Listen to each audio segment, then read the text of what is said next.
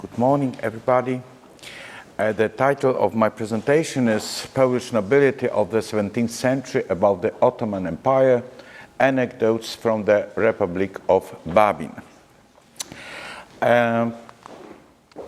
What is the Republic of Babin, Rzeczpospolita Babińska? Here I'm showing the book I printed 2 years ago. It is a kind of edition in which I published 413 stories produced in Babin. Babin Republic was the unique literary social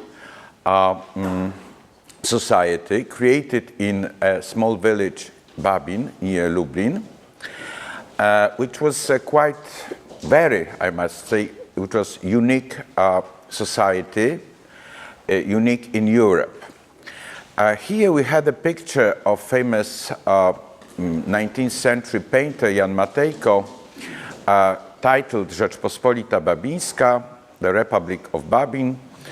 Of course, almost everything is false on this painting. I mean, the only proper face is Jan Kochanowski here playing the chess. The rest of these people, we don't know how did they look like. But what is the idea of Matejko painting is to create the atmosphere of Republic of Babin. We see everything is in the shadow of sun. Even the wine is white, Tokaj from Hungary. So everything shows that we are in the gold age, 16th century, the second part of 16th century.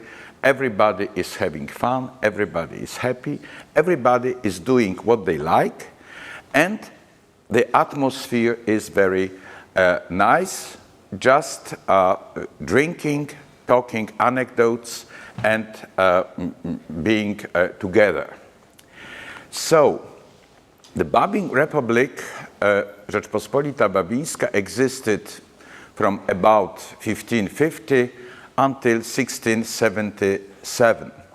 It was really a unique association in Europe. I mean, social literary association. And the members of Babin Republic were nobility from the crown. What is the crown? Here we had the crown. Here is the Commonwealth.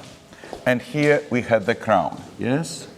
So from Gdańsk to Kiev, from Poznań to Kiev, from Gdańsk to Krakow or to Lwów, yes? And here is Babin, near Lublin, on Via Regia, on the Royal Road between two capitals, Krakow and Vilnius. And it was going like this. And Babin is near Lublin, so it is the place. So this nobility were coming from the crown, and what was the sense of humor at Babin? Humor based on absurdity, hyperbole, grotesque, nonsense, litota, and so on and so on. They have to say an anecdote based on this kind of humor, and then they became officers of Babin Republic. For instance, if you said a nonsense story about horses, you became a constable. Yes? If you said a stupid story about law, you became a judge. Yes? And so on and so on. And the motto is taken from the book of Psalms, omnis homo mendax, every man is a liar. And they preferred anecdotes like news, anecdotes, fairy tales, advices, of course, humoristic advices. So Why these anecdotes are so interesting for us nowadays?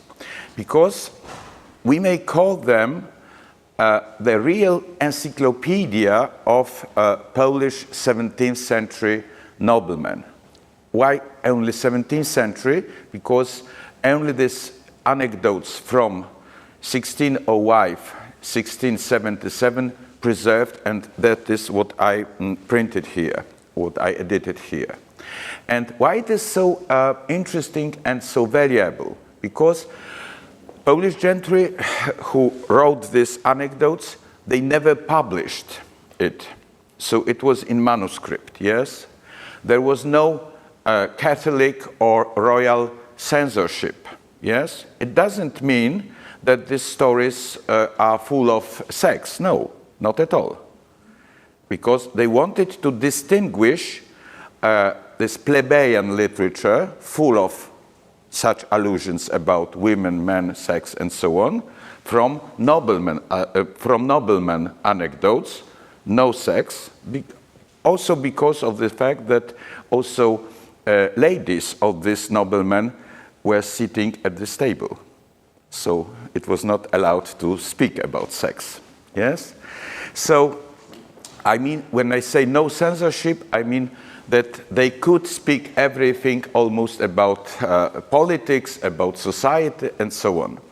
And they were used only by noblemen, I mean this Babin book, Babin manuscript, and it shows us really everyday life of Polish noblemen. I mean, hobbies like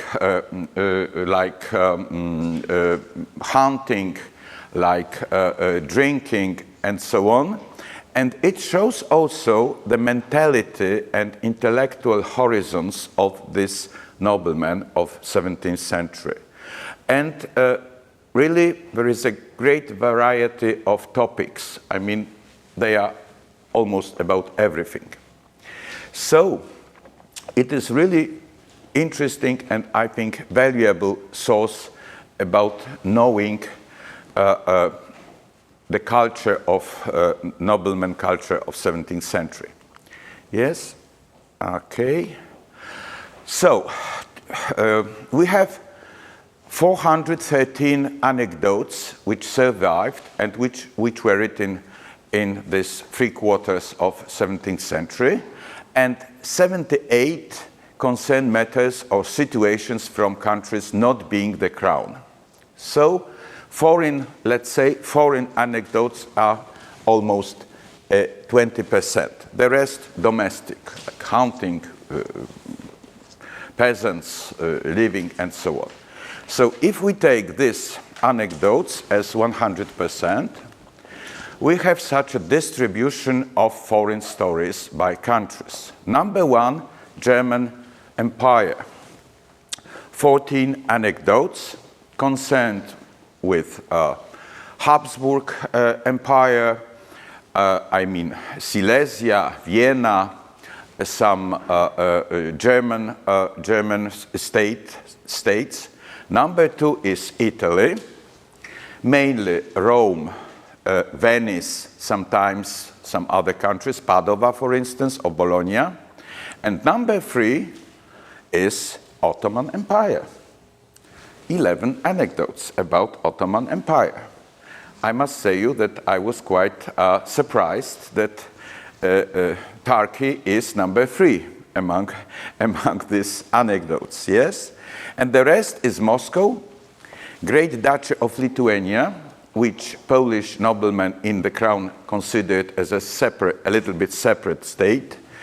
Also, some of them about France, Hungary, and almost 13% about other countries. For instance, about Peru, about Spain, or some other countries. Yes? Let's go to anecdotes about Ottoman Empire. 2 of them are about religion. Only 3, I was quite surprised, only 3 concerning war. The main is about customs. clothing, trade, work, and so on. And the only one about geography. So let's start from the anecdote about geography. Yes? One nobleman comes to Babin and boasts about his travels. He is a fine traveler.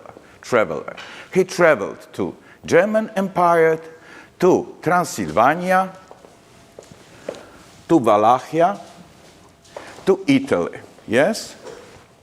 So the conclusion is that the Ottoman Empire vassal states and Turkey in general function in Babin anecdotes on the same terms as the other European countries. The same level. I've been to Italy, in Naples. I've been to Wallachia or Transylvania, yes? So we may start from such hypothesis that we have something like domestication of Turkey. It is the subject of stories just like the other countries. Okay, let's go to anecdotes about the religion. The first one is really very absurd anecdote. So a nobleman who traveled to Turkey have seen an Orthodox priest with ram's horns on his head, singing psalms somewhere in the mountains. Perhaps there were Rodopy, I don't know, Balkans or Carpathia mountains in Moldova. And when this Polish traveler asked to him, he told that this cruel man from Turkey cut his piece of his head and put the ram's horns on it. And this, let's say, operation succeed. Horns began to become bigger and bigger. Yes, growing. Yes. So, what is the conclusion? Of course, it shows religion intolerance in Turkey. Yes, but in the same time, it shows also religious intolerance of the nobility in Babin. They disliked Orthodox people. Why? That time, most of Babin nobility were Protestants. And in that time, Protestants in Poland had a dream to join together with Orthodox against Catholics. But Orthodox were too weak, were too afraid, they said no. So maybe it could be the explanation. So the common point of Poles and Turks in this anecdote is ridiculing orthodoxy through grotesque, through absurd. The second anecdote is quite serious. I mean that it's a quite long fairy tale about a skull from Arabia. Yes? That the term of your death is written on the skull. And so, generally speaking, it is a serious reflection about the providence, and that a providence work everywhere, doesn't matter if you are Orthodox, Islam, or Catholic, or Protestant, yes, regardless of religion. Let's go to war. Only 3 anecdotes about war. One is anecdote number 49, mentioning about Michael the Brave, Michał Waleczny, you know, the prince who was trying to uniting Romanian lands, yes, Moldavia, Wallachia, Transylvania, yes. He was unsucceed, as we know, and this man, I mean the member of Babin society, says that Buńczuk, yes, Buńczuk, you know that word? Yes? That Buńczuk of Michał Waleczny, of Michael the Brave, had 20 of these pieces. Pióro in Polish, this part, yes? So it was very enormous, very big, very beautiful, beautiful artifact. Yes. The second anecdote shows reflects Polish interventions in Moldova at that time, and where is said that Polish soldiers found many treasures in Moldova hidden in the ground, so they were very lucky to go on such expeditions. Yes, and the last one is about the famous Polish-Turkish War of Chocim, you know, 1621. It's quite funny story, but quite not very original, I must say. That the nobleman says that when he was fighting against Turkish soldiers in Chocim, his cook, there was a cannonade, and his cook, his personal cook, catch this cannonball from Turkish camp and threw it away to Turkish soldiers, ruined completely the Ottoman camp. Yes, and it is quite. It's not very original anecdote. Yes, so all these anecdotes are written to the method of hyperbole. Everything is hyperbolized. And the meaning is that, first of two, that wealth of lands belonging to Turkey, I mean Moldavia or Wallachia, and of course, it's in general soldiers boasting happening everywhere, every time. Let's go to customs and to Crimean Tatars. One anecdote is about a man who stayed as a slave on a Crimean peninsula, and these Tatar people asked him to use nettle shirt. Yes, and he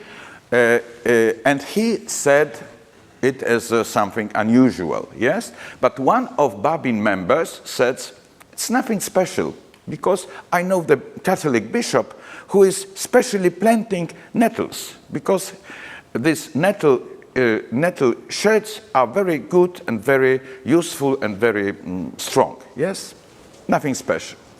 The next one, made from the same source, is that when he were in Tatars slavery, he had to use shoes made from women's breasts. Quite cruel thing. And the last one is about apple. Tatars came to the village, and one woman was in labor. Yes, a little baby was born.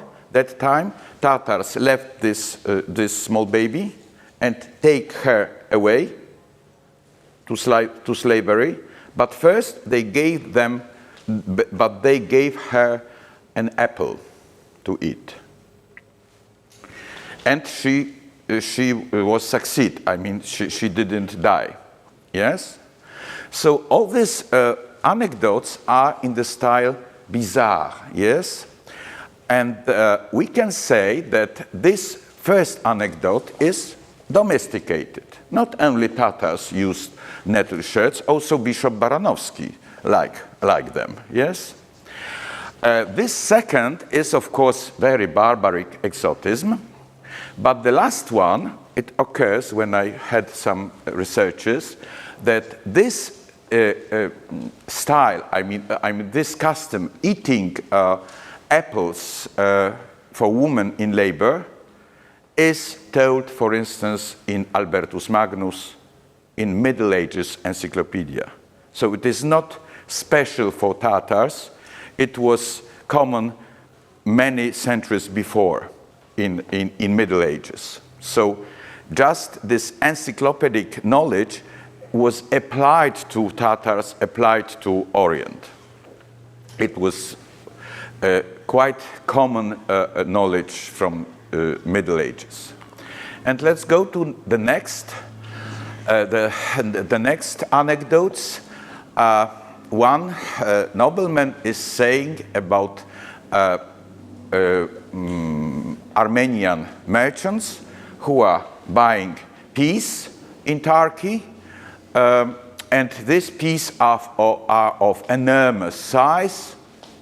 They grow here, perhaps you know that. And they are so big that you can sail the Danube on a pea pod, yes? Of course, you know that. And so it's number one. The next one is that Constantinople, it's not called Istanbul or Stambul, but just Constantinople, is a place of Mazovian nobility to make a career. Yes. A group of Mazovian nobility, Mazovia is here. Mazovia now is central part of Poland. Here is Warsaw, yes? But that time, Mazovia region was overpopulated, badlands, uneducated nobility, they don't know much about the rest of the world, and they wanted to emigrate from Mazovia to find better place for living.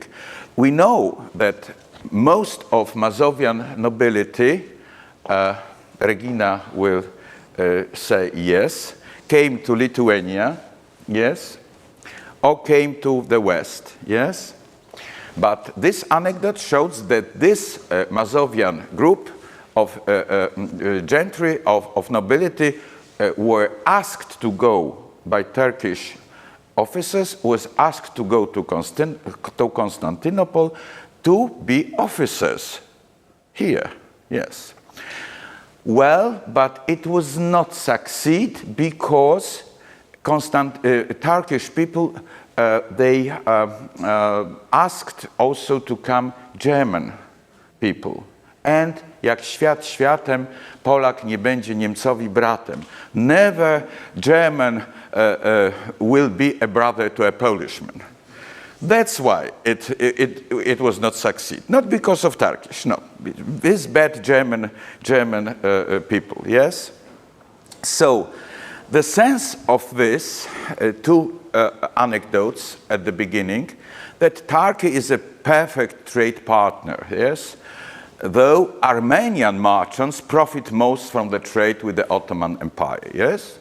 And the second one, what I said, that Mazovia is overpopulated, but this Mazovian nobility is quite foolish, uneducated, unfamiliar with Turkish realities. Of course, they don't know that to become a Turkish officer, you must take Islam, for instance, yes? So that they were blaming Germans for their failures. And we are going to the end, general conclusions, yes? So we can say that these anecdotes about Ottoman Empire takes huge geographical horizon from Crimea Peninsula to Arabia, yes?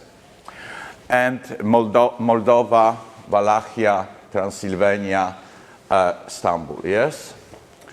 And there is a quite big thematic diversity. War themes did not dominate narratives about the Ottoman Empire, only 3, yes? The most of them are about customs. And quite diversified when we are talking about stylistic, yes? Hyperbole, bizarre, nonsense, grotesque, and so on. So the final conclusion of my speech is that Ottoman Empire is a full-fledged member of the community of laughter in the Babin Republic. Thank you very much.